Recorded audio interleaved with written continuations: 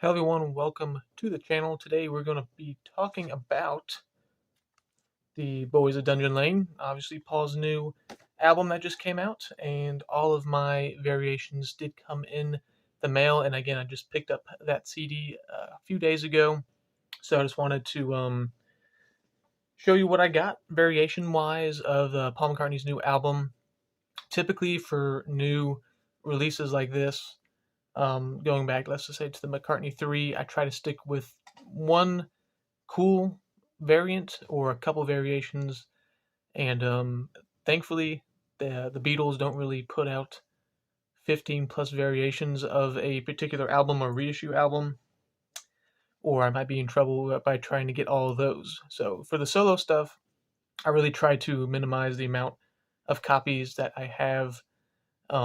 So I usually try to find one or two pretty cool or unique pressings of the album and call it good. I really have no desire to get all of them. That being said, there are some cool ones out there that I don't have that I wish if they put them all out, all the different variations at the same time, I probably would have got different copies. But it is what it is. That's kind of how they seem to get you when they put something out first. So you kind of get that one, then they bring out something else that's pretty cool, and you're like, well, do I get it again, or do I wait and see if the other thing sells out? And then yeah. So anyway, I'll just kind of go in order from the records that I got first to most recent. And this is the first thing that I picked up. It was one of the first variations that was out there on the Paul McCartney website, and that is the green version here. So it's got the green text. I'm okay with having a unique, different cover kind of thing, and then like a standard cover. So I got the green one here, and it has the photo print there, green, and it's on the nice green vinyl as well. Has the lyric booklet and all that kind of stuff. And here is the collage inner sleeve with more green than normal. So that was the first variation I got, again off the Paul McCartney website. And then I was pretty excited about the next one because I didn't really have an opportunity to get really any third man record pressings on the other releases. That would be McCartney 3 and the Man on the Run. I was just kind of a little bit late, or I was kind of out and about when that released, and it was all sold out. So when I saw this, I was like, it's interesting. And apparently it's supposed to be one of the better sounding ones in terms of, I guess, quality control and all that kind of stuff out there. So I'll have to do a little comparison from the color vinyl version I got and then the Third Man record. Now, obviously, I wish they did something a little bit unique with the cover or a different colored vinyl. But again, if it sounds great, this might just be my go-to playing copy. And I did end up opening it because I heard people opening it up, and it's just the cardboard sleeve. There's no inner sleeve, so I kind of wanted to clean it up and protect it a little bit better. So yeah, it's just blank white labels, and you actually are able to tell the difference between side 1 and side 2. In the matrix numbers in the dead wax, there's a -A and a -B. So that's how you're going to be able to tell without any really labels there. So that was the Third Man record pressing of it. It did kind of was a little dirty and a little bit kind of like it was squeezed against the cardboard for a good while, which it kind of was, obviously. So I cleaned it up, and it seems to be okay. I still need to play that particular pressing, and I'll do a little comparison as well for the other versions. I did play this one though, and this was the listening party variation that I showed already on the silver vinyl, and there's the photo as well. And I stuck in some postcards from the listening party as well. I cleaned it up. It still had a couple clicks and pops, like maybe one or two. So it did not sound bad to me at all. And then the last variation, I like to get a CD as well. I listen to my car and kind of have the solo catalog on CD as well. So I went to Target and picked up the Target version. So there is the front, and there is the back, and this one comes with this photo print here and kind of the mini lyric booklet, all that kind of stuff. And it does come with a little inner sleeve as well, which is nice. And here is the CD. Pretty plain label there. And that's pretty much going to be all the variations I think I plan on having at the moment. Again, if everything came out at the same time, obviously the blue and kind of white clear kind of splatter one, the Blood Moon Records one, I think is called. That one is really cool looking. Probably would have got that one again if it was available. And all these, if I had to pick between the 15 to 20 versions or something, probably would have picked that one. And even the picture disc is pretty cool to me, just because of the sole artwork of the collage as well.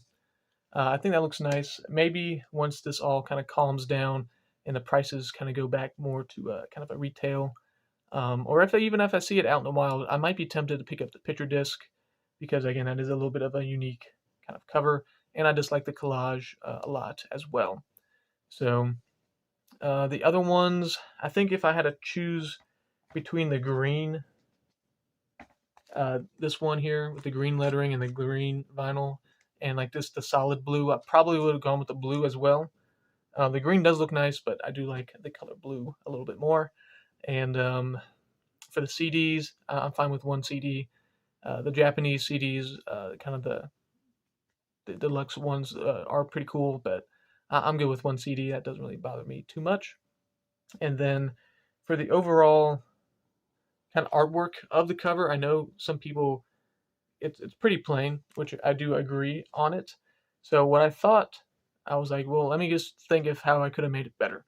So I'm gonna put up some pictures on the screen here of kind of what I designed, but essentially what I did is that I used the collage as the background, um, of like the white part here, but still kept the sign out in front.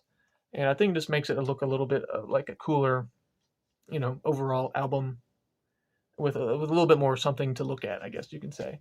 So I'll throw up some pictures of what I designed there.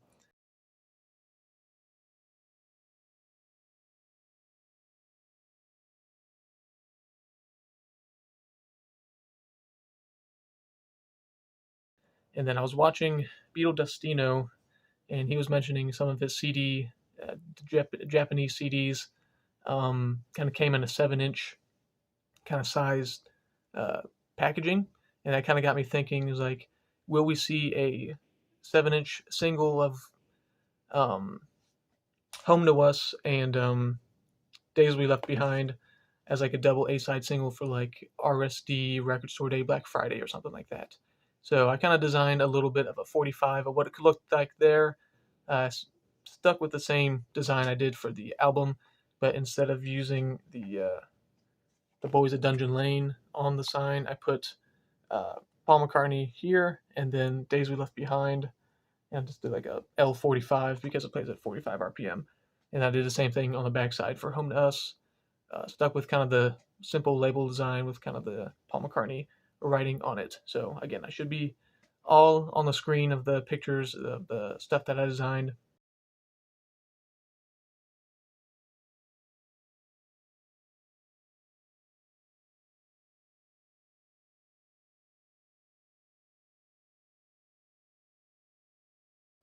So I don't know. Let me know if they should have gone that route or not, or if you like the cover artwork as is. So let me know that.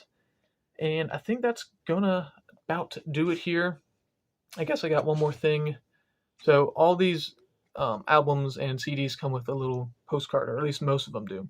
So what are you gonna do with these? I'm curious. Are you gonna try to collect all of them and then frame them all together, or are you just gonna leave them with the packaging and just not see them unless you bring out the album again? I'm just curious what people are gonna do with these.